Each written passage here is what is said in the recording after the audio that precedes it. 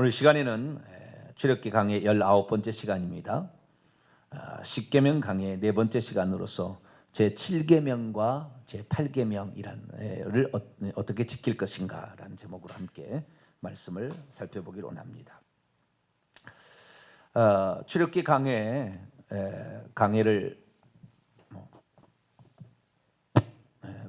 진행하는 데 있어서 이제 이것도 나이가 먹으니까 잘 말을 안 들은 것 같아요. 십계명 강의를 진행하고 있는데 십계명 강의를 왜 이렇게 오래 하느냐 이렇게 할 수가 있겠죠. 뭐 강의 하나 할 때 한 개씩 할 수도 있으나 우리가 시간을 우리가 한 시간을 할 수 있기 때문에 이렇게 같이 나가고 있습니다. 그래서 우리가 십계명 강의를 통하여서 공부를 하고 있는데 십계명은 도덕법이라 그 말이에요. 그래서 이건 폐지되지가 않은 거예요.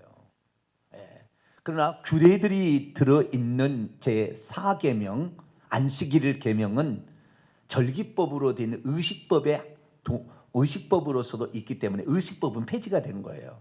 그래서 십계명 가운데 4계명인 안식일은 그 정신은 살아있고 그 규칙이 있잖아요. 규례 어떤 의식을 통해서 거룩해 되거나 의식을 통해서 복을 받는다는 이런 것은 사라졌다 그 말이에요. 왜? 이런 모든 의식들은 예수 그리스도께서 십자가상에서 완성하심으로 유월절 양으로서 그분이 죽으셔서 유월절을 지킬 필요가 없는 것이죠. 그러듯이 마찬가지로 모든 것은 구약의 의식법들은 예수 그리스도로 말미암아 모든 게 되었어요. 구약에 어떤 것을 접촉하면 더럽고 어떤 것을 먹으면 더럽다, 어떤 것을 먹지 말라 그랬는데 예수 그리스도께서 오셔서 이방인과 접촉으로 말미암은 부정을 폐지하셨어요. 이방인이라고 너는 더럽고 유대인이라고 그 선하고 무슨 깨끗하고 이런 게 없어진 거예요. 그리고 어떤 음식을 먹어도 관계없다 이렇게 얘기를 한 거죠. 그렇기 때문에 우리가 이 도덕법에 대해서는 좀 더 많이 생각을 해야 돼요. 오늘날 많은 그리스도인들이 도덕법을 지키지 않아도 자기는 천국 갈 것이라고 생각하고 이제 착각하는 거예요. 도덕법이 지켜져야 되는 것입니다. 내가 예수 그리스도를 온전히 믿고 있다면 도덕법은 지켜져야 되지, 도덕법이 지켜지지 않는 그런 그리스도인들은 참된 그리스도인을 보기가 어려워요. 그래서 이 도덕법 간음하고 있는데 이 사람 천국 가느냐? 못 가는 거예요. 음행하고 있는데 천국 못 가는 것입니다.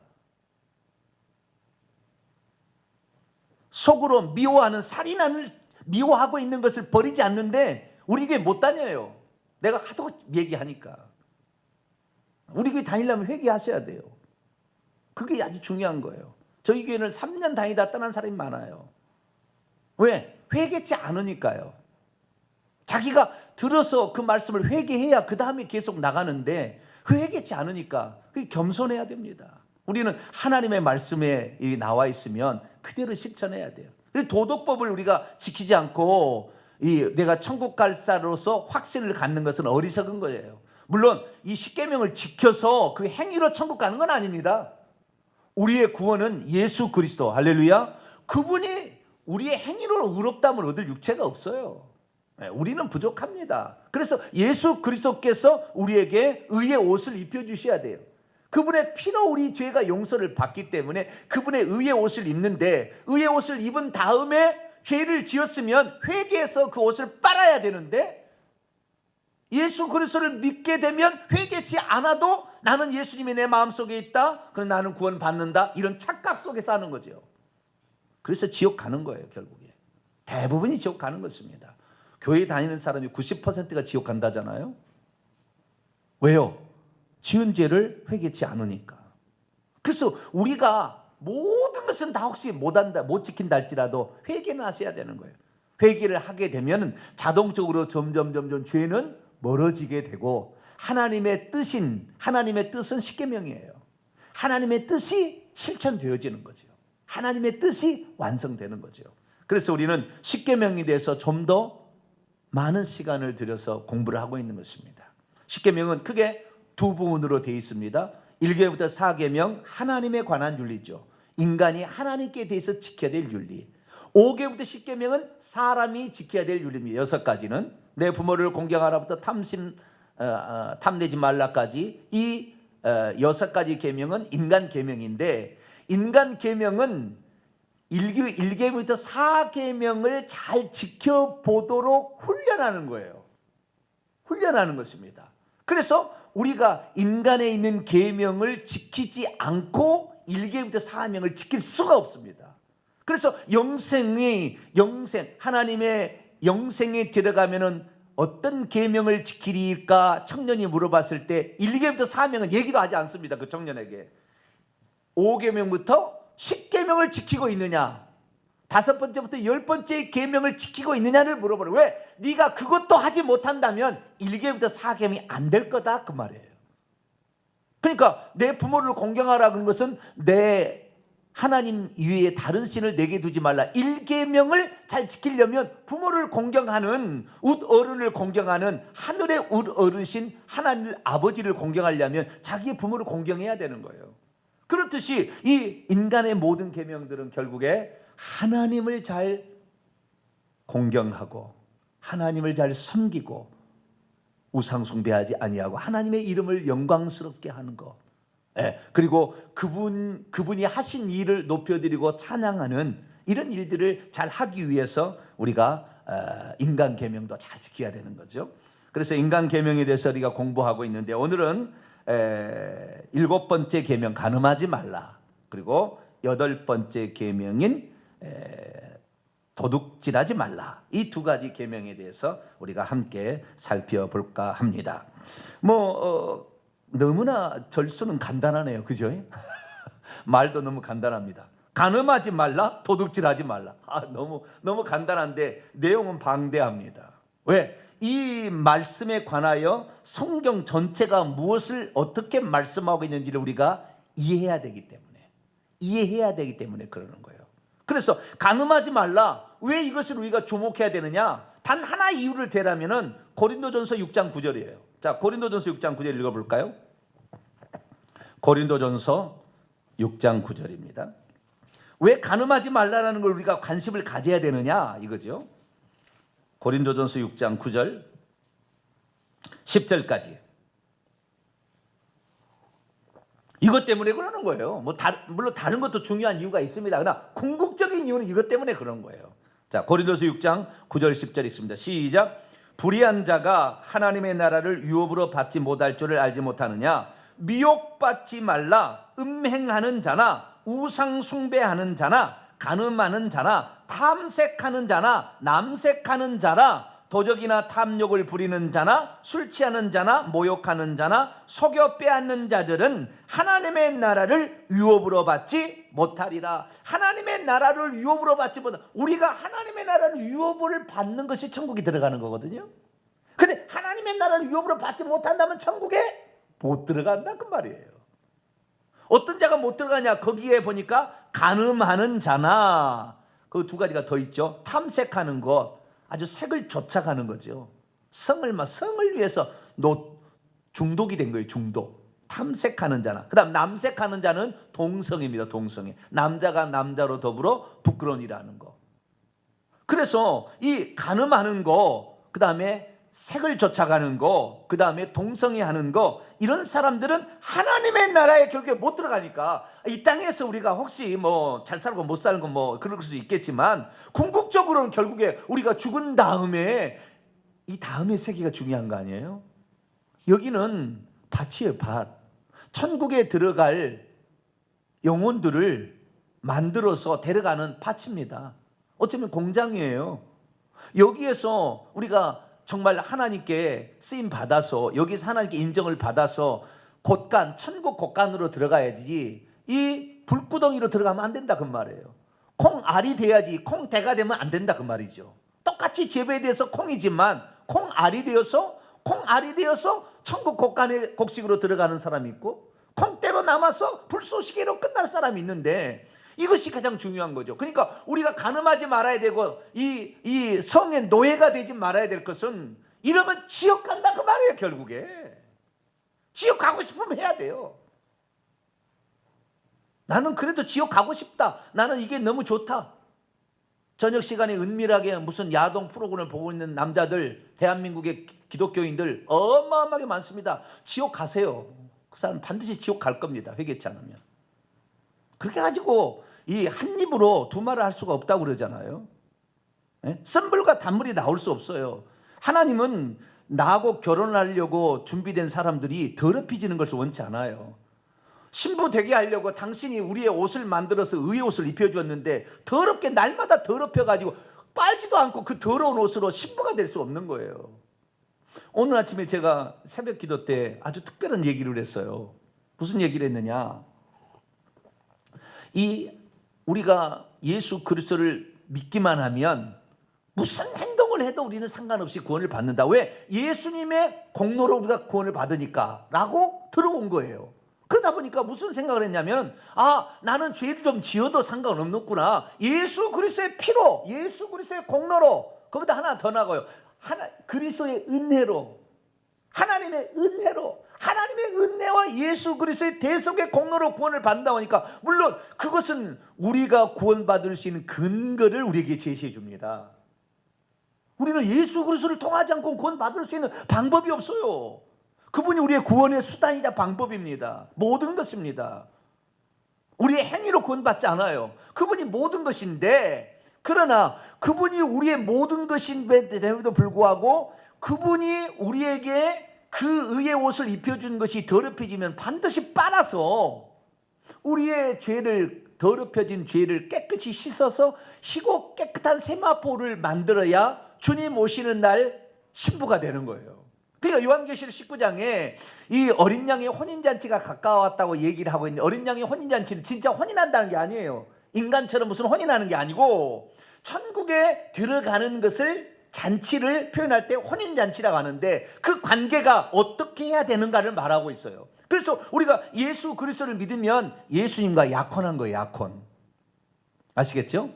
예수님이 재림하시는 날 결혼하는 거예요. 아시겠죠? 결혼한다는 건 천국에 들어간다는 것인데, 우리가 약혼을 해서 이제 그리스도하고 결혼하기 위해서 신부로서 준비되는 과정이 교회 생활이고 이 광야 생활이다, 그 말이죠. 그런데 여기에서 우리가 더럽혀진 삶으로 계속 간다고 한다면 주님은 마지막 때에 안 데려간다, 그 말이에요. 그런데 이 더럽혀진 생활을 우리가 없애기 위하여 날마다 생각나는 모든 죄를 회개를 해야 될 뿐만 아니라 그 슬기로운 다섯 처녀처럼 성령 충만을 받아야 되는 거죠. 말씀으로 자신을 무장시켜서 이렇게 가야만이 결국에 마지막에 신부가 되는 거예요. 우리가 예수 그리스도를 믿음으로 약혼의 관계에 들어가는데, 약혼의 관계도 신부는 신부입니다. 우리가 법적인 신부예요. 우리 천국 들어갈 수 있는 자격을 얻은 거예요. 그러나 자격을 얻었다 해서 꼭 결혼하는 건 아니다. 혼인잔치 들어가는 건 아니다. 신부가 어떻게 1년 동안 준비했냐에 따라서 결국에 이 신랑이 그 약혼녀를 받아들이고 안 받아들이기 결정하는 것처럼, 우리가 이 예수 그리스도를 믿고 약혼을 했는데 이 약혼의 관계에 있는 우리가 더럽히게 됐다고 한다면 결국에 우리는 신부를 안 받아준다고 말이에요. 문 닫아버리고 너는 안 받아준다고, 값을 지불해라 그 말이죠. 그래서 우리는 우리가 은명의 죄를 저지르는 거, 특히 이것은 심각한 죄예요. 이 간음의 죄는 심각한 죄입니다. 최고로 심각, 인간 계명에 있어서 최고로 심각한 죄가 음행의 죄입니다. 음행의 죄. 그래서 이 음행의 죄를 우리가 오늘 잘 알아야 돼요. 음행의 죄를 저지르는 사람들 회개치 않으면 반드시 지옥 갑니다. 반드시 지옥 갑니다. 이 간음도 음행의 죄잖아요. 자, 요한계시록 21장을 다시 한번 열어볼까요? 우리가 왜 음행하지 말아야 되느냐? 지옥 가기 싫어서 그런 거예요. 지옥 가시려면 하시면 되는 거예요. 나는 지옥이 좋다, 따뜻한 아랫목에서 나는 살겠다, 그러시면 얼마든지 음행하셔도 돼요. 음행하셔도 되는데, 나는 지옥 가기 싫다 그러면은 딱 끊어야 되는 거예요. 이거 그리스도인의 가장 큰 지금 문제점입니다. 그리스도인들이 보이지 않는 곳에서 가장 큰 문제점이에요. 지금 두 가지 같이 할 수 없어요. 쓴불과 단물을 낼 수 없는 것입니다. 한 입 갖고 저주와 찬송이 나올 수 없는 거예요. 더럽혀진 것을 주님 받아들이지 않아요. 자, 20장 4절입니다. 이렇게 21장 8절. 요한계시록 21장 8절 다시 읽습니다. 시작. 그러나 두려워하는 자들과 믿지 않는 자들 당연하겠죠. 흉악한 자들과 살인자들과 음행자들과 점술가들과 우상숭배자들과 거짓말하는 모든 자들은 불과 이왕으로 타는 못에 던져지리니 이것이 둘째 사망이라. 여기 흉악한 자라고 그랬잖아요. 흉악한 자들의 원문의 뜻은 가증한 자들입니다. 가증한 자들은 무엇을 가증하다고 얘기를 하냐면 두 가지예요. 하나는 근친상간을 하는 것을 가증하다고 그래요. 좀 이따 공부하겠습니다. 간음 가운데 근친상간, 가족 간에 이 음행위를 저지르는 거예요. 이 근친상간을 가증하다고 그래요. 그 다음에 우상에다가 자기 자식을 태워서 바치거나 이렇게 하는 것을 가증한 죄라고 그래요. 그래서 우상에게 자기 자식을 바치거나 아니면 근친상간 아주 하나님이 아주 가증히 여기는 거예요. 반드시 심판한다는 거예요. 가만두지 않는다는 거예요. 이런 게 더럽히는 거. 이런데 흉악한 자들과 살인자들과 계속 음행하는 자들과 점술가들과 우상숭배자들과 모든 거짓말하는 자들은 불과 영으로 타는 못에 던져진 이것이 둘째. 이것이 부활하시고 천국에 계셔서 보좌에 앉아 계신 예수 그리스도께서 하신 말씀이에요. 음행하는 자들, 예수 그리스도를 믿어도 음행하는 자들은 반드시 지옥에 떨어지게 하겠다라고 말씀하고 있는 거예요. 그래서 우리가 음행을 조심해야 되는 거예요. 음행을 조심해야 돼요. 음행의 죄가 얼마나 많은지 몰라요. 특히 기독교인들, 특히 목사들도 많이 넘어가서 여기에 엄청 많은 사람들이 넘어가게 되는. 물론 어느 누구가 음행의 죄에 대해서 나는 안전하다 할 사람은 없습니다. 죽을 때까지 조심해야 돼요. 죽을 때까지 조심해야 돼요. 나이 70, 80 됐다가 없어지는 게 아니에요. 육체가 존재하는 한 우리는 거기에서 벗어날 수가 없어요. 그래서 우리가 이 광야 생활을 통하여 거기에서 신앙의 지조, 가정을 지키려고 하는 그러한 우리의 그 열망들을 하나님 보시고, 그래, 너가 충분히 넘어갈 수 있고 네가 충분히 즐길 수도 있었으나 너는 너 자신을 지켜내는구나. 주님 보시고 너는 합격이다, 그렇다는 거예요. 그래서 이 교회 생활은 하나님의 나라에 들어갈 합당한 사람을 뽑는 훈련 과정이라 할까요? 검사소라고 할까요? 이런 거예요. 그냥 바로 믿으면 바로 천국을 안 데려가는 겁니다. 꼭 교회 생활을 하게 하는 거예요. 이 세상에 살게 하는 거죠. 신앙생활을 하게 하는 것입니다. 여기에서 제대로 못하면, 여기서 실패하면 지옥 가는 거예요. 1차적 구원을 받았다고 되는 게 아니다. 그래서 음행의 죄가 아주 중요한데, 오늘 음행의 죄가 뭐고 음행의 죄는 얼마나 심각한 죄인지, 특히 우리가 가장 중요한 것은 음행의 죄를 저지르면 지옥이다 말이에요. 지옥이다. 지옥 가고 싶으면 음행의 죄를 몰래 음행의 죄를 저질러야 돼요. 그래 음행의 죄를 살펴보고 그 다음에 도둑질에 관한 얘기인데요. 무슨 예수 믿는 사람이 도둑질할 거냐 이렇게 생각할 수 있잖아요. 아니에요. 도둑질할 게 많아요. 도둑질한 분야가 세 분야입니다. 마음을 도둑질하는 게 있고요, 시간을 도둑질하는 게 있고요, 물질을 도둑질하는 게 있어요. 물질을 도둑질하는 거에 하나가 11조 헌물이라는 말씀도 있습니다. 그 말씀의 의미가 무엇인지까지 더 살펴보도록 하겠습니다. 자, 그러면은 음행의 죄에 대해서 우리가 살펴보도록 하는데요. 자, 왜 하나님께서는 이 음행의 죄를 하지 말라? 간음의 죄죠. 간음의 죄. 간음이라는 것은 뭐냐면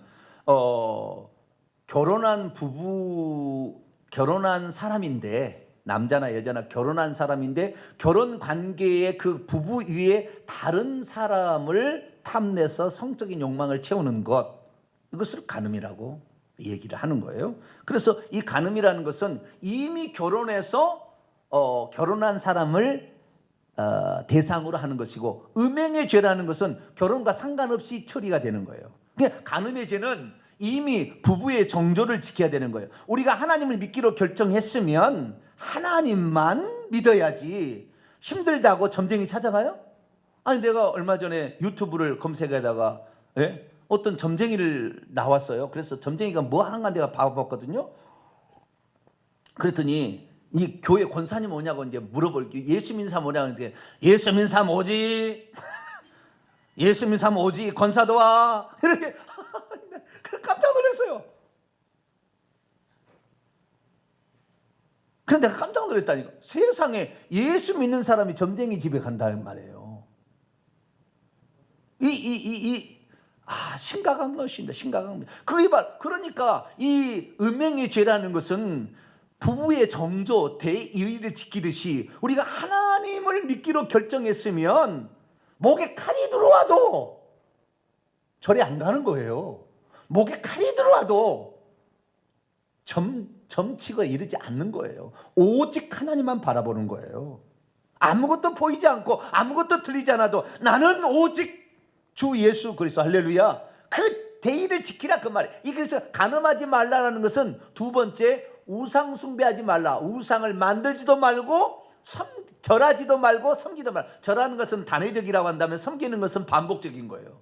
그래서 우상을 만들지도 말고, 우상의 대상을 만들지도 말고, 절하지도 말고 섬기지도 말라. 이것을 잘하려면 음행의 죄를 끊어야 된다, 그 말이에요. 음행의 죄가 만약에 계속 있다 그러면 이 사람 하나님 못 섬깁니다. 이 사람 틀림없이 다른 데 찾아가요. 교회를 다녀보다 한 3년 다니다가 뭐라고 하냐, 여기 아닌 게 비어, 여기 아닌 게 비어. 그리고 다시 불교로 가는 거예요. 우리는 다른 종교가 있다면 모르겠지만 천지만물을 창조하신 분은 오직 한 분 하나님, 그분만이 만들었다, 당신이 만들었다 그랬어요. 직접적으로 얘기하는 거예요. 어떤 신이 그런 얘기를 해요? 내가 만들었다고? 나만 스스로 존재한다고 어떤 신이 얘기해요? 그런 얘기하는 신이 없어요. 하나님만 그렇게 얘기하시는 거예요. 그래서 우리가 하나님을 잘 섬기려면 음행의 죄를, 특히 간음의 죄를, 이미 결혼, 합법적인 어떤 정조를 지키겠다고 언약 관계에 들어와 있는데도 그것을 파괴하는 일을 하면 안 된다, 그 말이에요. 그래서 우리 간음죄를 저지르면 안 되는데 이 간음죄를 저지르지 말아야 될 이유가 있어요. 4가지 이유가 있습니다. 첫 번째 이유는 하나님께서 허락하신 창조의 법칙, 일부 일처제를 파괴시키는 행위이기 때문에 그래요. 자, 창세기 2장으로 넘어갑니다. 창세기 2장 24절. 음행의 죄가 아주 심각해요. 음행의 죄는 음행의 죄만이 아니에요. 가정을 파괴합니다. 가정이 파괴되면 자녀까지 문제가 돼요. 부모를 잃어버리잖아요. 이혼하게 되면 어디로 가야 될지 몰라. 아이들이 엄청난 상처를 입는 거예요. 나중에 동성애 가면 성만 즐기고 자식이 안 낳겠다는 거잖아요. 자기는 웃도로부터 은혜를 받았는데 자기는 즐기고 자기는 끝나겠다. 자식 안 낳아서 자식을 기르니까 고생할 일이 않겠다. 이런 작당을 하는 건데 이거 얼마나 이기적이에요. 동성애가 아주 이기적이라고요. 자, 24절 보겠습니다. 시작. 이러므로 남자가 부모를 떠나 그의 아내와 합하여 둘이 한 몸을 이룰지로다. 여러분, 우리가 하나님께서 행복을 우리에게 주시는데 그 행복이 뭐냐면 혼자 있는 건 외롭다는 거예요. 자, 18절을 봅시다. 창세기 2장 18절 읽습니다. 시작. 여호와 하나님이 이르시되 사람이 혼자 사는 것이 좋지 못하니 내가 그를 위하여 돕는 배필을 지으라. 돕는 배필은 짝이라는 말이에요. 짝을 지은다, 그 말이에요. 짝이 없으면 외로워요. 아무리 힘들어도요, 부부가 마음이 착 맞으면은요, 어떤 어려움도 견뎌냅니다. 어려움도 견뎌내게 돼 있어요. 왜? 둘이가 있을 때에 온전함을 이루기 때문에 그렇습니다. 혼자는 외로웠다니까요. 외롭다는 건 부족하다는 거예요. 둘이 있어야 온전하다는 거예요. 그래서 하나님께서는 이 사람을 만들 때 남자와 여자로 만들었다고, 둘이 하나가 되게끔 만들었어요. 근데 왜 우리가 이혼을 하지 말아야 되느냐? 나중에 또 이혼도 나오겠습니다만은, 이혼하지 말아야 되는 것은 둘이 모여가지고 하나를 만드는 게 자식이잖아요. 그죠? 둘이 한 몸이 되었다는 증거가 자식이에요. 근데 자식은 뭐냐? 둘이 만나서 새로운 창조의 역사를 이룬 거예요. 물론 내가 창조한 건 아니죠. 하나님이 창조했지만 창조의 과정에 동역하는 것입니다. 새로운 둘을 만나서 하나를 만들었는데 둘이 쪼개진다면 자식을 쪼갤 수밖에 없다는 결론이 나오는 거예요. 근데 자식은 쪼개지지가 않잖아요. 그러니까 어마어마한 상처를 입는 거예요. 자식이 어마어마하게. 절대 이혼하면 안 되는 거예요. 음행의 연고 없이, 예수님께서 그때 마태복음 음행의 연고 없이 자기의 일부러 그 가족의 대의를 저버리려고 은맹을 저지른 죄 아니고서는 절대 쪼개지 마라. 경제적인 물질적인 뭐면 네가 돈을 벌어서 네가 먹여 살리라. 절대 쪼개지 마라 그랬어요. 그래서 우리가 이 창조의 법칙이 외로운데 둘이 되어서 하나가 돼서 의지하고 살라고 그러는 거예요. 그래서 둘이 있을 때 행복한 거예요. 그래서 행복의 첫 번째 산실이 가정입니다. 이 가정이 그래서 행복한 거예요. 둘이 있으면 행복하는 거예요. 그렇게 하나님 만들어 놨는데 음행이라는 것은 둘이 하나 된 것을 하나를 더 끼워 들어 가지고 분열을 시켜버리는 거예요. 마귀는 분열의 죄입니다. 마귀는 분열의 죄예요. 하나님은 항상 하나예요. 아버지와 내가 하나이듯이 너희들이 서로 하나가 되기를 원한다. 우리는 늘 하나님은 늘 하나 되기를 원하시는데 마귀는 늘 하나님하고 나하고 달라, 너하고 나하고 달라, 갈라서 이게 마귀거든요. 이게 마귀의 짓을 하는 것은 늘 갈라서는 거예요. 뭘 만들어서 하나 되기 위해서 그 하나 되면 거기에 시너지 효과가 훨씬 혼자 있을 때보다 훨씬 많아지는 거예요. 능력이 이렇게. 여러분 이 일할 때도 혼자 하는 것보다 여러 사람이 하면 힘들지가 않아요. 혼자 하려면 되게 힘들어요. 그러나 둘이 같이 하면 그 시너지 효과가 있다니까요. 그래서 하나님께 이 창조의 법칙을 만들어 놓은 거. 그러니까 이것을 의도적으로 어기는 것이 간음죄입니다. 간음죄는 죽여버리는 거예요. 하나님께 죽여버리라고 그러는 거예요. 자, 레위기 20장 왔다 갔다 합시다 그냥. 네. 어찌 내든 간에 우리가 배우면 되는 거니까. 레위기 20장 10절 죽여버리라고 그랬어요. 그래서 아유, 세상에 잔인하네. 이렇게 얘기를 해야 간음죄를 안 저지르지. 레위기 20장 10절 죽여버려야 돼요. 그런 사람들은. 네. 자, 레위기 20장 10절 있습니다. 시작. 누구든지 남의 아내와 간음하는 자 곧 그의 이웃의 아내와 간음하는 자는 그 간부와 음부를 반드시 죽일지니라. 돌로 쳐 죽이라 그 말이에요. 죽이라고 하는 말이 많지 않습니다. 부모를 공경하지 않는 것 죽이라고 그러거든요. 간음하는 자들도 죽이라고 그럽니다. 살인하는 자들도 죽이라고 그러고요. 그 다음에 도둑질 중에서 하나가 유괴하는 건데 유괴하는 자도 죽이라고 그럽니다. 그 다음에 우상 숭배하는 자들 죽이라고 그럽니다. 죽이라는 게 많지는 않아요. 그런데 이런 것들이 죽이라는 대표적인 사례예요. 근데 그 중에서 음행하는 것도 심각한 죄예요. 그래서 죽여버리라고 그러는 거예요. 그래서 우리가 간음하지 말아야 될 것은 하나님께서 만들어 놓은 가장 아름다운 행복의 산실을 스스로 깨뜨려버리는 일을 한다 그 말이에요. 그것이 바로 절대 이혼하지 말아야 돼요. 그리고 둘이 만나서 하나의 자식을 만들어 놨는데 어떻게 할 건데 자식을 어떻게 할 건데요. 그래서 절대 이혼해서도 안 되고 간음해서도 안 된다라는 것을 말해주고 있죠. 그래서 우리는 정말 이 창조의 법칙을 어기기 때문에 둘이 모여서 하나가 되게 하라는 창조의 법칙을 어긴 것과 부부의 일정한 대의를 어기는 이런 것들은 신뢰를 깨뜨리는 거예요. 절대 이런 것은 하면 안 된다는 것입니다. 그 다음에 이 간음의 죄가 정말 나쁜 것은 자기의 몸 안의 죄를 짓기 때문에 그래요. 자, 고린도전서 6장을 보겠습니다. 고린도전서 6장.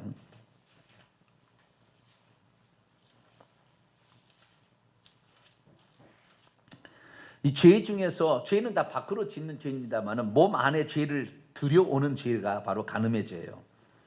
15절입니다.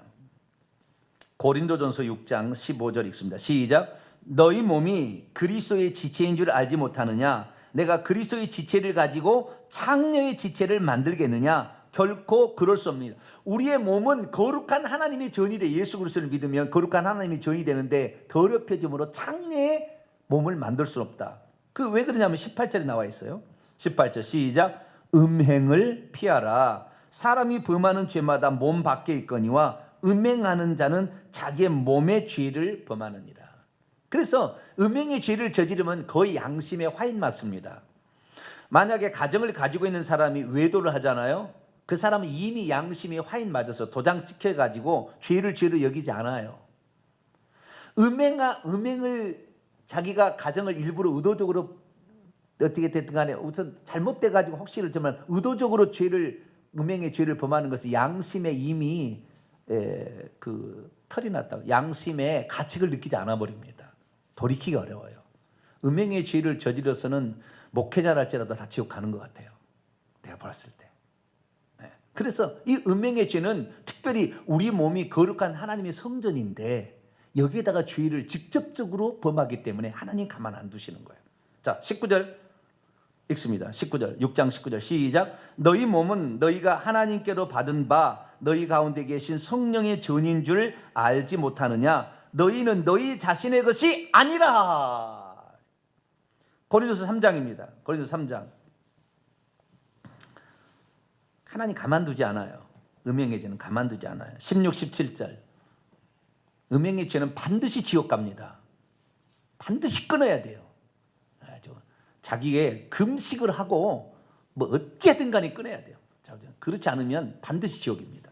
16, 17절 시작. 너희는 너희가 하나님의 성전인 것과 하나님의 성령이 너희 안에 계시는 것을 알지 못하느냐? 누구든지 하나님의 성전을 더럽히면 하나님이 그 사람을 멸하시리라. 하나님의 성전은 거룩하니 너희도 그러하니라. 히브리서 12장 14절에도 거룩함이 없이는 아무도 주를 보지 못할 것이다. 더럽혀버리는 거예요. 가장 심각한 죄예요. 그래서 우리가 이 하나님의 성전을 더럽힌 죄다. 이 죄는, 간음죄는, 이것은 하나님의 성령을 너무 근식케 하는 죄다. 그래서 이것은 용납이 안 돼요. 지옥 가는 거예요. 결국에 웬만해서는 회개 안 됩니다. 미안합니다만은 웬만해서는 회개 안 돼요.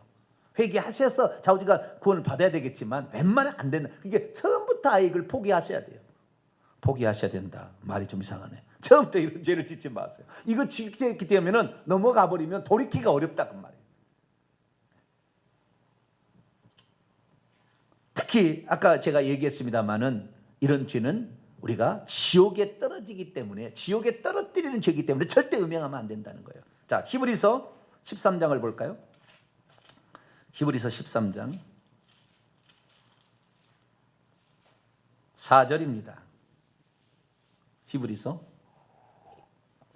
13장 4절 시작. 모든 사람은 결혼을 귀히 여기고 침소를 더럽히지 않게 하라. 음행하는 자들과 간음 많은 자들을 하나님이 반드시 심판한다고 말해요. 반드시 심판한다고. 그래서 우리는 음행의 죄, 창조의 질서를 어긴 것이다. 가정의 부부의 대의를 어기는 것이다. 하나님의 성전을 더럽히는 것이다. 반드시 심판 후에 지옥에 떨어뜨린다. 이렇기 때문에 우리는 간음의 죄를 저질러서는 안 되겠습니다. 그러면은 이 간음에는 어떤 종류가 있느냐? 물론 부부간에 외도하는 것도 간음이겠죠. 그러나 그것만을 말하지 않습니다. 자, 레위기 18장을 보게 되면 이게 가증한 죄들이 나와요. 가증한 죄는 이 가족 간에 이제 죄를 범하는 거예요. 물론 가족 간에 그렇게 죄를 범하는 건 많지 않지만 친척 간이죠. 친척 간. 예를 들어서 아비의 후처를 취한다든가 이런 거죠. 아니면은 고모나 무슨 조카랄지. 오늘날에도는 부모가 자식을, 아버지가 자식을 이렇게 딸들을 성폭행하는 것도 있더라고요. 이런 것들이 바로 가증한 죄예요. 가증한 죄. 자, 가증한 죄가 뭔지를 살펴보도록 하죠. 이게 이제 레위기 18장 보면 전체가 다 그렇게 돼 있어요. 전체가 가증한 죄에 대해서 이렇게 얘기를 하고 있는데요. 자, 이 하체를 범하지 말라, 하체를 범하지 말라 계속 나오죠. 하나만 볼까요? 자, 이 18장 6절을 보겠습니다. 18장 6절 시작. 각 사람은 자기의 살부치를 가까이 하여 그 하체를 범하지 말라. 나는 여호와니라. 그 다음부터 나오는 거예요. 7절 내 어머니 하체를 범하지 말고, 그 다음에 8절 내 아버지의 아내의 하체를 범하지 말고, 내 자매나 자매 곧 아버지의 딸이나 내 어미의 딸이나 이런 걸 범하지, 손녀나 외손녀 범하지 마. 이렇게 고모, 이모, 며느리 뭐 다 나와요. 그래서 가족의 이렇게 하체를 범하는 것이 가증한 죄입니다. 가증한 죄. 이것이 가증한 죄인데 이런 죄들을 하나님은 용납지 않는다는 거예요. 용납지. 그래서 근친상간을 하지 말아야 되겠고요. 그 다음에 동성애도 가증한 죄입니다. 자, 18장 22절을 볼까요? 18장이 동성애도 하지 말아야 돼요. 18장 22절 시작. 너는 여자와 동침함 같이 남자와 동침하지 말라. 이는 가증한 일이니라. 이 동성애 하는 거, 물론 남자가 남자고 여자로 여자 그러겠지만 이런 동성애도 하나님께서 심각하게 생각하시고 가증히 여긴다는 것입니다. 그 다음에 또 수간, 짐승들과 이렇게 음행을 저지른 거죠. 18장 23절을 볼까요? 레위기 18장 23절 읽습니다. 시작. 너는 짐승과 교합하여 자기를 더럽히지 말며 여자는 짐승 앞에서 서서 그것과 교접하지 말라. 이는 문란한 일임이라. 왜 그러냐면 24, 25절을 보니까 이런 죄들을 가나안과 그 다음에 애굽 사람들 이런 죄를 범해가지고 결국에 가나안 땅에 있는 백성들이 쫓겨나서 셈족인 이스라엘 민족이 땅을 차지하게 됐다. 그러니까 이 가증한 죄를 범했을 때는 땅이 토해내 버린다는 거예요. 땅이 더럽혀지기 때문에 땅이 토해내 버린다는 거예요. 그래서 반드시 없어지는 멸망을 당하고 파괴가 된다는 거예요. 그래서 이 간음죄는 부부간 유해뿐만 아니라 근친상간 또는 동성애, 수간까지도 포함된다는 것을 명확히 알고 이런 것들을 다 피해야 될 줄로 믿습니다. 자, 그런데 이제 조금 더 나가서요. 이런 그 구약에서는 행위로 꼭 이렇게 간음의 죄를 평가하는데 예수님은 마음까지도 그런다는 거예요. 그래서 마음도 다스리는 게 아주 중요합니다. 마태복음 5장입니다. 왜 마음을 얘기하냐면 하나님 섬기는 거하고 관련이 있어요. 마음이 하나님 말고 다른 것을 추구해버리면 안 된다는 거예요. 네.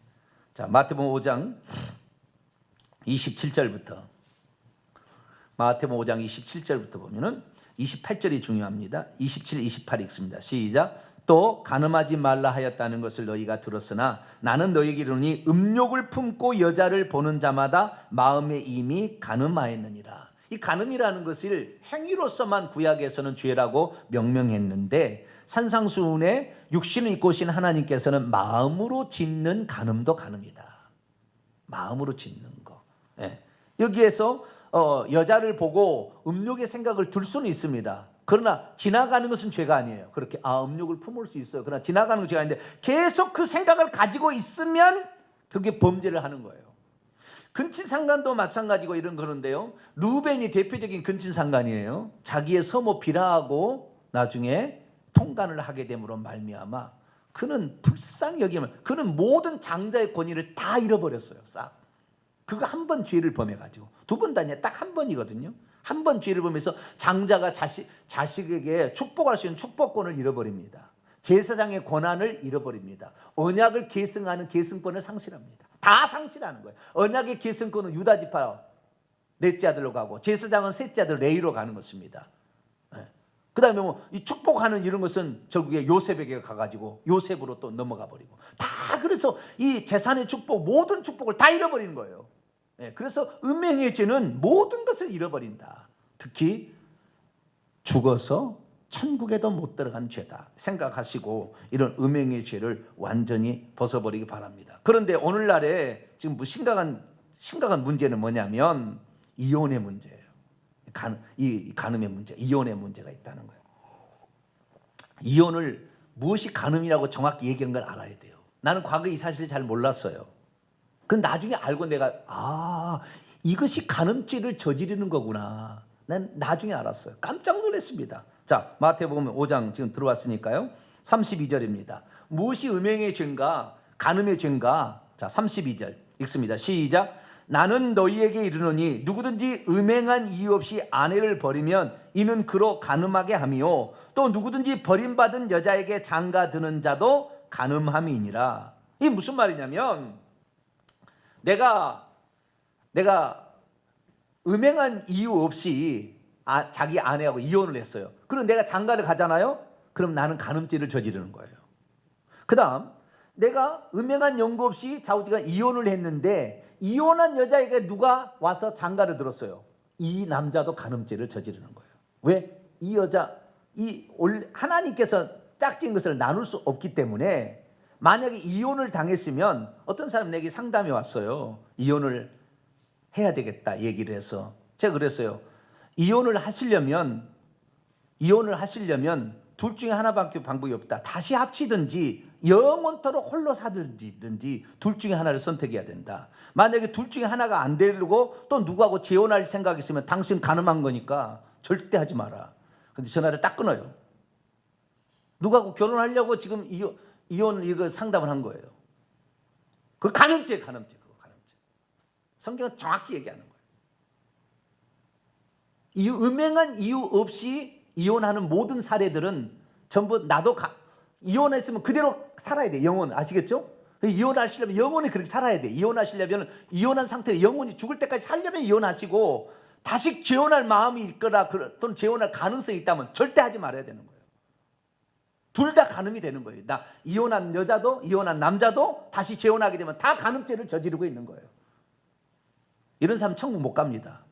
11조 바쳐도 천국 못 가요. 이런 사람 절대 못 갑니다. 그 사람 다시 갈라서야 돼요. 끊어야 됩니다.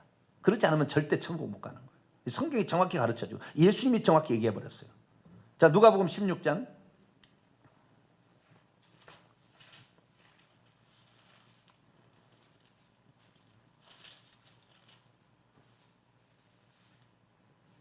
누가복음 16장 18절 정확히 보세요. 누가복음 16장 18절 읽습니다. 시작. 무릇 자기 아내를 버리고 다른 데에 장가 드는 자도 간음함이요, 무릇 버림당한 여자에게 장가 드는 자도 간음함이라. 그러니까 만약에 나가 이혼하고 싶다, 간음죄를 저지르지 않는 다른 이유에 의해서 성격 차이가 있다, 돈을 못 벌어준다, 그래서 만약 이혼한다면 영원토록 혼자 살 마음으로 이혼하셔야 돼요. 네, 영원토록 혼자 살 마음. 그렇지 않으면 무조건 간음죄입니다. 간음죄는 반드시 지옥입니다. 네, 그러니까 내가 이혼하려면은 혼자 살아야 되겠다, 나는 어쩌면 혼자 살겠다, 그러면 이혼하셔도 뭐라고 할 수는 없겠어요. 오늘날 하도 이혼이 많다 보니까. 그러나 다시는 결혼하지 말라고 말이에요.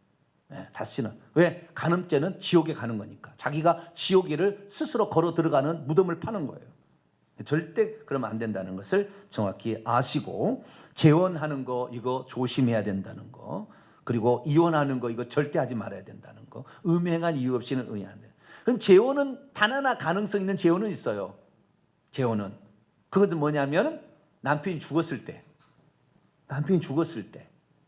그때 재혼은 만약에 남편이 죽었을 때 재혼하면 총각하고 결혼하든지 아니면 거기도 사별하는 사람하고 결혼이 가능한 것이지, 이혼한 사람하고 하면 간음죄예요. 둘 다 간음죄. 예, 그러니까 여러분 재혼도 상당히 조심해야 돼요. 성경적인 가르침을 정확히 알아야 돼요. 그래서 여기에서 벗어나면 안 되겠다라는 것입니다. 그러면 간음죄를 이기려면 어떻게 해야 되느냐? 그것은 첫 번째 방법은 소극적 방법이 두 가지인데요. 첫째는 음행의 죄, 간음의 죄를 저지를 수 있는 환경을 빨리 벗어나야 돼요. 빨리 벗어나야 돼. 그 요셉의 예입니다. 주인의 처가 붙들고 간음하자고 그랬잖아요. 결혼한 사람이고 이건 총각인데 그 여자가 간음하라고 그랬어요. 그러나 요셉은 간음한 여자한테 같이 간음이 되는 거예요. 그래서 옷을 뿌리치고 도망갔다 모함 당해서 감옥까지 갇히게 되는 그런 어려움을 겪습니다. 그러나 그 환경을 벗어나야 되는 거예요. 음행의 환경이 반드시 있습니다. 만약에 회사에서 자기의 상사가 늘 건든다, 빨리 그 회사를 그만두셔야 돼요. 결혼한 남자잖아요. 음행의 죄는 하루아침에 없어지지 않아요. 그런 습성은 없어지지 않습니다. 계속 괴롭히는 거예요. 오늘 심석희 얘기했는데 그 코치가 4년 동안을 그렇게 힘들게 했다잖아요. 네? 성폭행을 했다잖아요. 음행의 죄는 쉽게 없어지는 게 아니에요. 그런 죄는 아주 끈질긴, 아주 완전 끈질깁니다. 이런 것은 보통이 아니에요. 그래서 음행의 죄를 저지를 환경이 있으면 빨리 벗어나야 돼요. 이것입니다. 이사를 가버려야 돼요. 아예 핸드폰 끊어야 돼요. 번호 바꿔야 되는 거예요. 이거 안 되는 거예요. 다른 방법이 없어요. 사람인 이상 죽을 때까지 이런 거에서 자유로울 사람이 없습니다. 그래서 벗어나는 길밖에 없다. 그리고 내가 음행의 죄를 저지르면 지옥 간다는 걸 분명히 깨달아야 돼요. 이거에 하기서 음행을 벗어야 되고요. 적극적으로는 우리가 회개를 하셔야 돼요. 음행의 죄에 과거에 했던 것을 눈물로 회개해야 되는데 보통 회개가 안 되는 것 같아요. 내가 보니까 많은 사람을 보니까 정말 금식하며 그 죄를 끊어버리기 위해서 눈물로 통곡하는 사람 중에 간혹 하나 회개해서 천국 가는 경우가 생기지 대부분 지옥 갑니다. 그래서 음행의 죄는 그런 환경을 아예 안 만드는 게 좋겠고요. 성령 충만을 받아서 육체의 소욕을 따라가지 말고 성령의 소욕을 따라가게 되길 축원합니다. 이제 도둑질하지 말라. 출애굽기 20장 15절입니다. 도둑질하지 말라. 도둑질하지 말라고 내 소유가 아닌 다른 소유를 몰래 가져오는 거잖아요. 허락 없이. 이것은 하나님의 것도 도둑질하는 게 있고요, 사람의 것도 도둑질하는 게 있어요. 하나님의 것을 도둑질하는 것이 말라기 3장 보면은 11조하고 헌금이라고 그랬어요. 이 문제는 좀 이따 무조건 그렇게 정죄할 수는 없지만 이 문제는 조금 더 살펴보겠습니다. 그래서 하나님의 것을 도둑질하는 게 있고요, 마땅히 하나님께 드려야 될 것을, 말라기 3장 8절이 내 것을 너희가 도둑질했다고 그래. 하나님의 것을 도둑질할 때도 있고요, 이웃의 물건에 손을 댈 경우도 도둑질이 되는 것입니다. 특히 납치나 유괴는 도둑질 중에서 도둑질하는 것에 대해서는 변상을 하라고 되어 있지만 납치나 유괴는 가증한 것이기 때문에 죽여버리라고 되어 있다고요. 납치나 유괴하는 것은 죽여버리라고 신명기 24장 7절에 그렇게 나와 있습니다. 그래서 우리는 이 도둑질을 하지 말아야 되는데, 우리가 도둑질이 왜 나쁜 거냐라는 것은 도둑질이 마귀로부터 와서 그래요. 자, 요한복음 10장을 열어봅니다. 도둑질이 마귀로부터 온 거예요. 훔치러 온 거예요. 그래서 마귀에게 포로가 딱 된 가룟 유다가 돈도 훔치게 되고 자기의 주인도 돈을 훔치기 위해서 자기 주인도 파는 거예요. 요한복음 10장 10절입니다. 읽습니다. 시작. 도둑이 오는 것은 도둑질하고 죽이고 멸망시키는 것뿐이요, 내가 온 것은 양으로 생명을 얻게 하고 더 풍성히 얻게 하려는 것이라. 도둑이 오는 것은 뭐 한다고요? 도둑질하고 죽이고 멸망. 여기에 도둑은 누구예요? 악한 자 사탄 마귀입니다. 그게 마귀로부터 도둑질이 왔어요. 하나님의 자리를 도둑질하려고 했거든. 하나님은 속일 수가 없잖아요. 그래서 금방 알았어요. 그래서 하나님께서 경고했습니다. 그러나 그가 그 자리를 벗어나지 못하고 자기의 부하들까지, 천사들 3분의 1을 자기의 세력으로 규합하자 하늘에서 쫓아버리는 거예요. 그들을 위하여서 마태복음 25장 41절, 그들을 위하여 지옥을 만드는 거예요. 마귀와 그 사자들, 천사들을 위하여 불못을 지었다고 하는 거예요. 그래서 이 마귀의 뭔가를 훔치려고 하는 것은, 우리는 열심히 일하여, 우리가 범죄한 이후로 창세기 3장에 보면은 땀을 흘려야 내 소산을 먹으려고 그랬잖아요. 그러니까 우리는 열심히 일해서 얻어야지. 복권을 사겠다? 복권 사라고 할래요? 이건 마귀 마음이에요. 불로소득 이건 아니에요. 수고한 대가를 얻어야 돼요. 너무 많이 상업에서 물론 남기긴 남겨야 되겠지만 너무 많이 남기는 것도 옳은 건 아니에요. 옳은 건 아니에요. 우리는 남의 물건이나 이런 것들을 훔치지 말아야 될 것은, 이런 것들이 마귀의 마음에서 왔기 때문에 남의 것을 훔치는 거예요. 그래서 우리가 마귀의 마음에서 왔고, 이것은 결국에 더 많이 가지려는 탐욕에서 온 겁니다. 그래서 이 도둑질하는 계명은 10계명의 마지막 10번째 계명, 이웃의 집에 아내를 탐내지 말고 이웃의 집에 물건을 탐내지 말라 한 뜻이 탐심에서 온 겁니다. 이 탐심은 사람 속에 나오는 건데, 사람 속에서 나오는 건데, 이 사람 속에서 나오는 것은 이미 아담과 하와가 타락해서 타락한 본성이 들어갈 때부터 나온 거예요. 그래서 우리가 이것을 정말 조심해야 됩니다. 그래서 이 속에서 나오는 것이 이 탐심이다라는 걸 알아야 돼요. 마가복음 7장을 볼까요? 21절로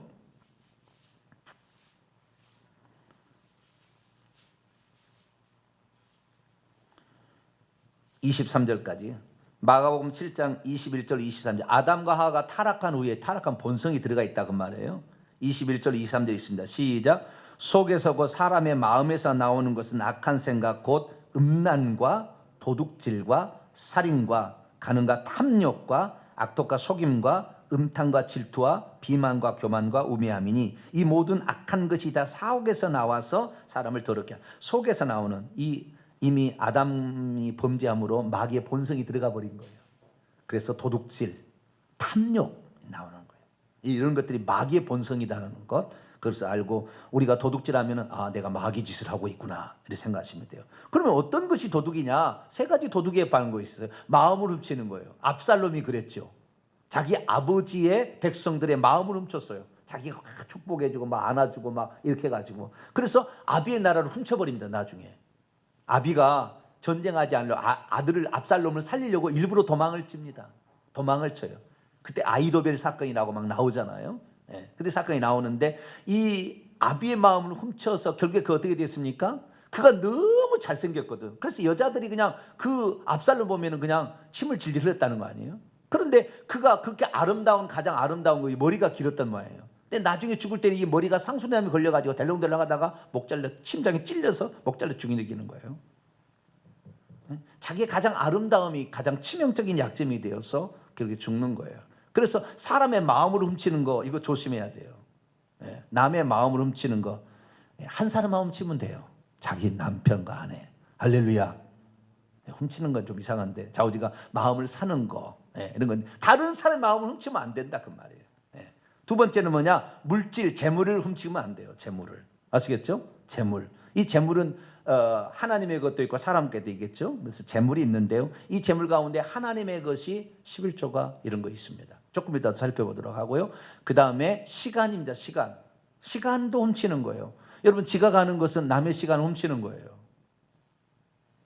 지각 조심해야 돼요. 예배 시간에 지각하는 거, 이거 좋은 거 아니에요. 하나님의 시간을 훔치는 거예요. 정한 시간을. 남은 그만큼 손해보는 거잖아요. 그래서 시간. 저는 그래서요, 시간에 11조를 바치자, 이런 제안을 하고 싶어요. 시간에 11조를 바치자. 하루에 한 번 시간에 11조를 바치는 것은, 바람직한 것은 새벽 기도라고 보고, 그렇지 않으면 기도라도 하셔야 돼요. 시간에 하루에 11조. 일주일에 11조는 주일 성수입니다. 일주일에 시간에 11조는 주일 성수. 우리가 먼저 바치고 시작하는 거죠. 그래서 새벽 기도는 먼저 바치고 하루를 시작하고, 주일도 먼저 바치고 시작하듯이 시간의 11조를 우리가 하나님께 드리죠. 내가 하나님께 드릴 물질이 없다 그러면은 봉사를 하는 거예요. 봉사의 11조. 이것도 시간의 11조입니다. 내가 하나님께 이렇게 봉사하겠습니다. 이런 거 아주 좋은 거예요. 그래서 시간에 대해서도 우리가 도둑질하지 말아야 되는데, 가장 이제 큰 것이 뭐냐면, 이게 이제 물질의 11조 가운데 하나님의 것을 도둑질한다면 나오는 거예요. 깜짝 놀랄 일이죠. 자, 말라기서 3장을 볼까요? 이제 여기 하고 마치도록 하죠. 말라기, 구약 성경 맨 마지막입니다. 말라기 3장 8절부터, 말라기서 3장 8절부터 봅니다. 9절까지 읽어봅시다. 시작. 사람이 어찌 하나님의 것을 도둑질하겠느냐? 그러나 너희가 나의 것을 도둑질하고도 말하기를 우리가 어떻게 주의 것을 도둑질하였나이까 하는도다. 이는 곧 11조와 봉헌물이라. 너희 곧 온 나라가 나의 것을 도둑질하였으므로 너희가 저주를 받았느니라. 자, 11조의 문제에 있어서 11조라는 것은 하나님께 바쳐야 될 거라고 규정되어 있거든요. 레위기 27장에 나옵니다. 레위기 27장 읽어보면 11조는 세 종류가 있어요. 토지 소산의 11조 중에서 곡식 있죠. 곡식의 11조, 밀과 보리의 11조를 바쳐야 되고요. 그 다음에 나무, 감람나무의 소산, 기름이죠. 포도나무의 소산, 이런 거, 나무의 열매들과 기름을 바치는 11조가 있고요. 그 다음에 우양의 11조가 있습니다. 세 가지 11조가 있어요. 이것을 드리라고 돼 있어요. 그런데 십계명이 아니라 구약의 율법에서 11조를 드리라고 하는 부분은 11조를 드리지 않으면은 뭐 하겠다라는 규정이 없어요. 드리라고만 돼 있어요. 안 드린다고 해서 해를 입는다는 말이 없습니다. 11조 규정, 율법에는 그렇다고 말이에요. 율법에는 그랬어요. 그러다 보니까 사람들이, 자, 어떤 법을 해라는 법은 있는데 안 하면은 처벌이 없다. 그러면 사람이 지킬까요, 안 지킬까요? 네? 자, 우리 교통신호를 지킵시다. 처벌이 없어. 그러면 어떻게 될까요? 사람은 처벌이 없으면 안 지키게 돼 있다니까요. 그래서 11조는 하라고 명령은 돼 있으나 안 했을 경우에 뭐 죽여라, 아니면 무슨 뭐 변상을 해라, 뭐 다른 규정이 없어요. 11조 규정은 그렇습니다. 그러다 보니까 11조에 대해서 사람들이 하기도 하고 안 하기도 한 거예요. 근데 그러면 11조 용도가 뭐냐? 11조 용도를 읽어보게 되면 11조는 레위인들과 제사장에 주려고 11조를 바치라고 그랬어요. 하나님께서 11조 받아 먹을까요? 네? 소와 양을 바치면 하나님이 받아 잡수시나요? 그게 아니죠. 하나님께 바치는 것은 하나님의 일을 감당하는, 다시 말해서 원래는 모든 사람들이 장자가 다 와서 했어야 되는 장자 대신에 레위인을 바쳐가지고 하나님 일을 하겠잖아요. 그래서 레위 지파는 기업이 없어요. 하나님 일을 하기 위해서 하나님의 제단에서 나오는 것을 먹고 살아야 되는데, 하나님의 제단 나오는 거 뭐예요? 백성들이 바치는 11조와 첫열매입니다. 그래서 이 11조라는 것을 이 레위인들에게 주게 되면 레위인들이 그 11조를 받아가지고 그 11조를 하나님께 다시 봉헌하고, 거기에 11조는 제사장들에게 드렸어요. 레위인들의 11조는. 아시겠죠? 그래서 이 11조의 용도는 뭐냐? 하나님의 일을 감당하려고 하나님이 세우신 종들을 먹고 사는데 쓰라고 11조를 나중에 그렇게 용도로 쓰게 해요. 그렇게 쓰게 하려고 바치라는 건 아닙니다. 그러면 11조는 그러면 율법에 규정되기 전에 어떻게 그러면 안 드렸느냐? 아니에요.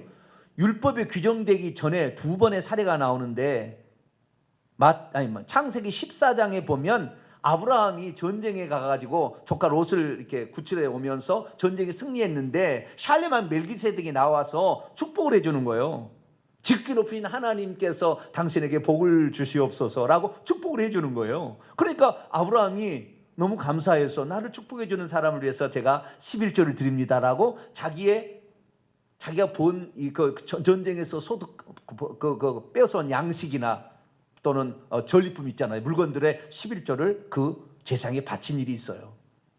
그럼 계속 바쳤는지는 몰라요. 근데 그런 한 번 사례가 있었다는 거예요. 그 다음에 창세기 28장에 이 야곱이 11조를 내겠다고 약속해. 11조 냈는지 안 냈는지 나오진 않아요.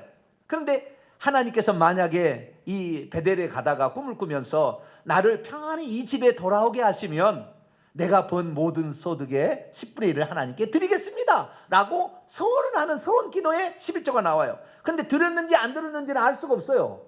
그러나 좌우지간 그렇게 서원 기도했다는 게 나옵니다. 그러다가 율법에 11조 하라고 명령이 나온 거예요. 그런데 그렇게 안 했을 때는 뭐 규정이 없는 거예요. 그러니까 결국에 안 하게 되니까 어떻게 됩니까?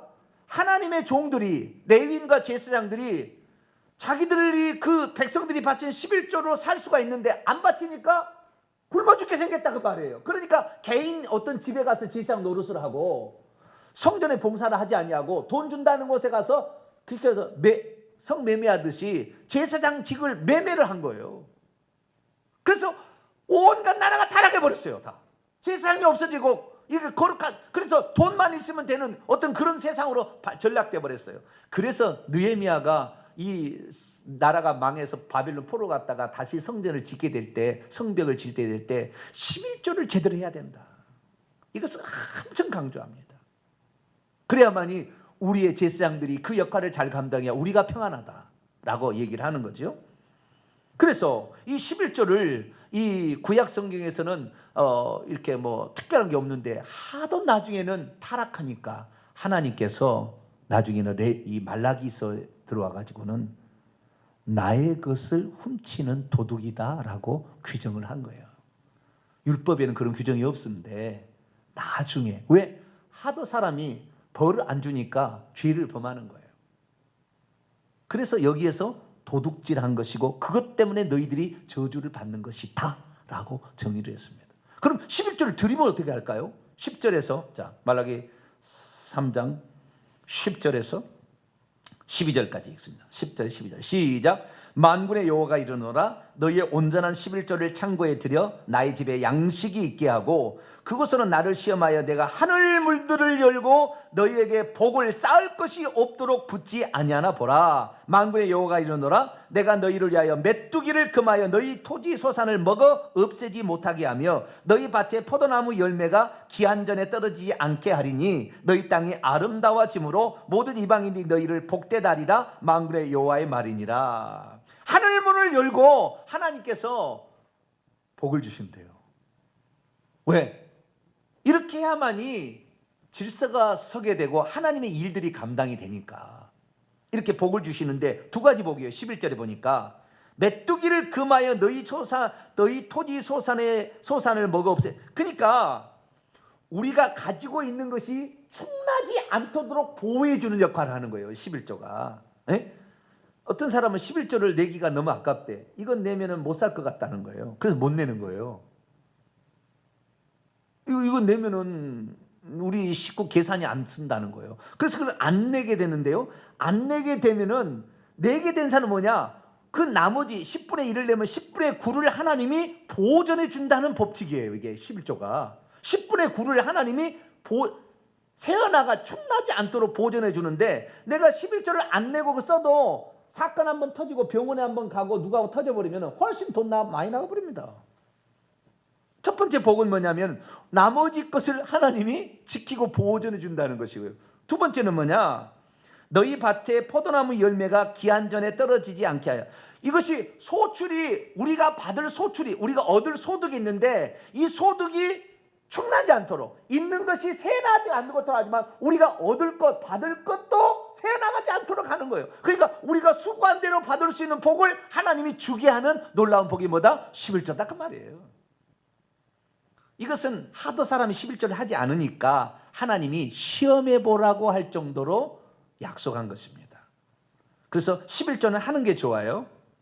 그런데 요즘 인터넷에 제가 보니까 11조 하는 것은 율법이 아니고 10계명을 비롯한 모든 율법은 폐지했으니까 11조는 할 필요가 없다, 이렇게 얘기를. 목사만 배불리느냐? 목사가 11조 다 잡수시려고 그러는 거야. 그러면서 못하게 하는 사람들이 있더라고요. 목사가 그것도 설교를. 그 사람은 이 제대로 됐는지 나는 참 걱정스러워요. 그런데 우리가 조금만 더 여기서 얘기를 할게요. 예수님이 뭐라고 했는지를 알아야 돼요. 그러면 11조에 대해서 예수님. 자, 마태복음 23장.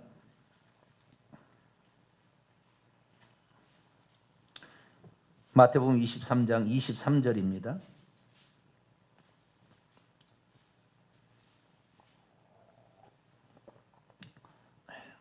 있는 것이 새나가지 않게 하는 것이 복이 축복이고, 11조는 들어올 것이 새나가지 않도록 다 들어오게 만들어주는 복이라 그 말이에요. 그것은 자기가 이제 하고 싶으면 하고 안 하시면 안 하셔도 되는 거예요. 이건 율법 규정은 이제 우리에게는 적용되지 않으니까. 그러나 하는 것이 좋겠다라는 것이고요. 예수님 뭐라고 얘기했느냐? 마태 23장 23절 시작. 화 있을진저 외식하는 서기관과 바리새인들이여, 너희가 박하와 회당과 근처의 11조는 들이되 율법에 더 중한 바 정의와 긍휼과 믿음은 버렸도다. 그러나 이것도 행하고 저것도 버리지 말아야 할지니라. 주님께서는 11조를 하라고 그랬어요? 하지 말라고 그랬어요? 하라고 한 거죠. 그렇죠? 여기 말은 하라고 하는 말이에요. 에? 다시 말해서 그러나 이것도 행하고, 그게 원문에 보면은요, 그러나 반드시 이것, 정의와 긍휼과 믿음을 버리지 않는 거죠. 이것도 단번에 행하는 것을 계속해야 한다. 그리고 저것을 계속해서 버리는 것을 하지 말아야 한다. 저것이란 건 11조인데 11조를 계속 버리는 것을 하지 말아야 한다. 그러게 이게 말씀하시므로 예수님께서는 11조가 복인 것을 분명히 얘기하셨어요. 그렇기 때문에 우리는 이것을, 오늘날에는 율법 규정 시대는 아니니까 의식법이잖아요. 이것은 한 일종의 의식법이잖아요. 행위를 통해서 얻는 복이다 그 말이에요. 그런데 의식법은 이미 폐지됐습니다. 사도행전 이유를 읽어보게 되면 11조를 냈다는 말이 없어요. 물론 냈겠죠. 그러나 냈다는 말이 없어요. 그럼 내라는 말도 안 나옵니다. 그러나 예수님의 가르침을 보니까 11조는 우리가 물질을 잃어버리지도 않고 얻을 것을 충분히 얻게 해주는 놀라운 비결이 있으니까 하나님께서도 이것을 버리지 말라 얘기했다 거예요. 그러니까 11조는 하는 게 좋습니다. 그런데 내가 11조를 할 수 없는 형편이 되어버렸어요. 소득도 없어요. 빚내서 해야 될까요? 그런 건 아니겠죠. 그런 건 아니에요. 여러 가지 11조의 문제는 많이 있습니다. 나는 믿음이 좋은데 남편이 11조를 못하게, 그럼 11조 못할 거냐? 나만의 11조를 하겠다. 믿음이죠. 자기 믿음 따라 하는 거예요. 그런데 어쨌든 간에 이 11조라는 것은 하나님이 축복을 약속하고 있는 것이고, 이것은 주의 종들, 오늘날 목회자들이 용도로 쓰라고 하나님이 만드는 법칙이기 때문에 우리가 여기에서 영적인 것을 공급을 받았다고 한다면 육적인 것을 도움을 드리는 것은 당연한 것이지, 11조를 하는 것은 저주받는 일이라고 하지 말라고 하는 이런 목사들은 잘못된 거예요. 이건 잘못된 것입니다. 우리는 하나님 앞에 물질에서 하나님의 것이라고 분명히 얘기했으니까 우리는 하나님 것을 돌려드린다. 물론 형편이 안 되면 어쩔 수 없겠지만, 그러나 그런 마음으로 하게 된다면 얻는 것도 세나지 않고 얻을 것도 내 것이 되게 하는 이런 축복을 누리게 되기를 축원합니다. 거룩하신 하나님 감사합니다.